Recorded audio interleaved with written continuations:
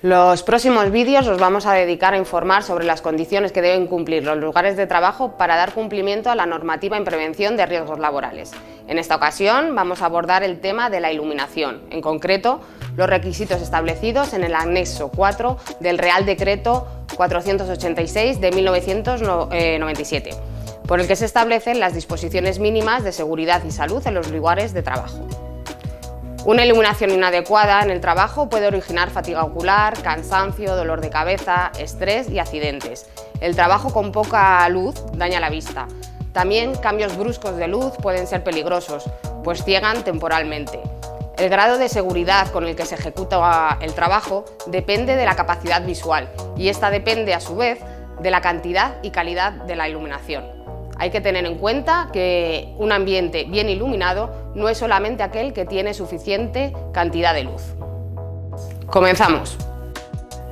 Antes de empezar tenemos que tener en cuenta a qué nos referimos cuando hablamos de lugar de trabajo. Lugar de trabajo son las áreas del centro de trabajo, edificadas o no, en las que las personas trabajadoras deben permanecer o a las que se puede acceder por motivos de trabajo. Se incluyen en esta definición también los accesos y lugares de descanso, los locales de primeros auxilios y los comedores. La iluminación de cada zona o parte de un lugar de trabajo deberá adaptarse a las características de la actividad que se efectúe en ella, teniendo en cuenta, primero, los riesgos para la seguridad y salud de los trabajadores y trabajadoras que dependen de las condiciones de visibilidad y segundo, las exigencias visuales de la tarea a desarrollar.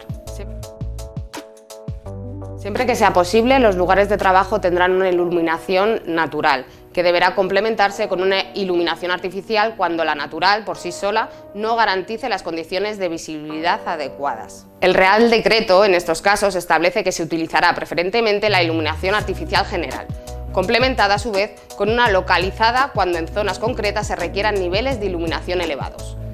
Es el caso, por ejemplo, de los controladores y controladoras de procesos en la industria química. El nivel de iluminación se mide en la zona en la que se ejecuta una tarea y a la altura donde ésta se realiza. En esta tabla puedes ver los niveles mínimos de iluminación establecidos en función de las zonas del lugar de trabajo. Ten en cuenta que estos niveles deberán duplicarse si nos encontramos ante riesgos apreciables de caídas, choques, accidentes o cuando un error de apreciación visual pueda suponer un peligro para uno mismo o para terceros, o cuando el contraste de luminancias o de color entre objeto y el fondo sea muy débil. Esto se entiende muy rápido con un ejemplo. Volviendo a una planta industrial del sector petroquímico, con personas trabajadoras en el turno de noche, donde tengan que acceder, con ocasión del trabajo, a lugares de la planta para la ejecución de maniobras o comprobación de máquinas. La distribución de los niveles de iluminación será lo más uniforme posible. Se procurará mantener unos niveles y contrastes de luminancia adecuados a las exigencias visuales de la tarea, evitando variaciones bruscas dentro de la zona de operación y entre esta y sus alrededores. Se evitarán los deslumbramientos directos producidos por la luz solar o por fuentes de luz artificial de alta luminancia sin que se puedan colocar sin protección en el campo visual de la persona trabajadora. También se evitarán los deslumbramientos indirectos producidos por superficies reflectantes situadas en la zona de operación o sus proximidades. No se utilizarán sistemas o fuentes de luz que perjudiquen la percepción de los contrastes, de la profundidad o de la distancia entre objetos en la zona de trabajo que produzcan una impresión visual de intermitencia o que puedan dar lugar a efectos estroboscópicos, es decir, el que se produce al iluminar mediante destellos un objeto que se mueve de forma rápida y periódica. Cuando un fallo del alumbrado normal pueda suponer un riesgo para la seguridad de las personas trabajadoras, se dispondrá de un alumbrado de emergencia, de evacuación y de seguridad. Y por último, algo que es una obviedad pero que se debe recordar, los sistemas de iluminación utilizados no deben originar riesgos electrónicos, de incendio o de explosión y deben cumplir lo dispuesto en la normativa específica vigente. Y ahora dirás, bien, pero con tanta luminiscencia, lux, efectos, etc., ¿cómo sé si mi zona de trabajo está bien iluminada? Hay distintas posibilidades a la hora de evaluar la iluminación en el puesto de trabajo. Ante todo, es necesario asegurarse del cumplimiento de la normativa.